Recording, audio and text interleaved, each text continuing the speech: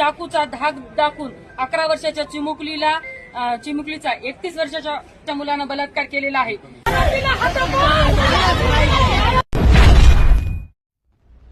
रामनगर तंड्यामध्ये एका 11 वर्षाच्या बंजारा समाजाच्या चिमुकलीवर अन्याय झालेला आहे, बलात्कार झालेला आहे आणि त्या निषेधार्थ इथं संपूर्ण बंजारा समाज एकवटलेला आहे।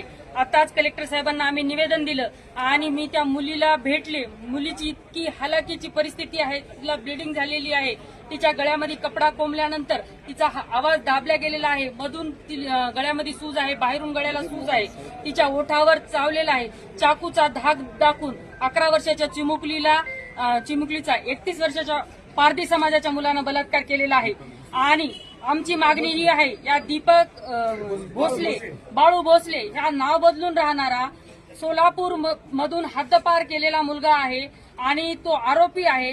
त्या आरोपीचे 5ही घरं आमच्या तंड्यामधून हद्दपार करा आणि नाहीतर अखंड महाराष्ट्र या चिमुकलीच्या न्यायासाठी पेटल्याशिवाय राहणार नाही, असे निवेदन आम्ही देऊन आलो। कलेक्टर साहेबांनी आम्हाला आश्वासन दिले आहे की मुलीला न्याय हे निश्चित मिळेल आणि त्या मुलांची संपत्ती जप्त करा, कारण की त्यांनी संपत्तीचा धाक दाखवून, चाकूचा धाक दाखवून, अरे हत्यार कसं काय सापडतात त्या मुलांच्या घरामध्ये, त्या पोराच्या आरोपीच्या घरामध्ये?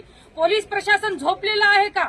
हा प्रश्न मला विचारावा लागेल, कारण सामान्य माणसं, आमच्या घरामध्ये एखादा हत्यार सापडलं तर लगेच कारवाई होती, मग या आरोपीच्या घरामध्ये हत्यार सापडतात, ते हद्दपार आरोपीच्या घरामध्ये हत्यार सापडतात। याची दखल पोलीस प्रशासनानं सुद्धा योग्य घ्यायला पाहिजे आणि आमच्या लेकीला न्याय हा मिळालाच पाहिजे।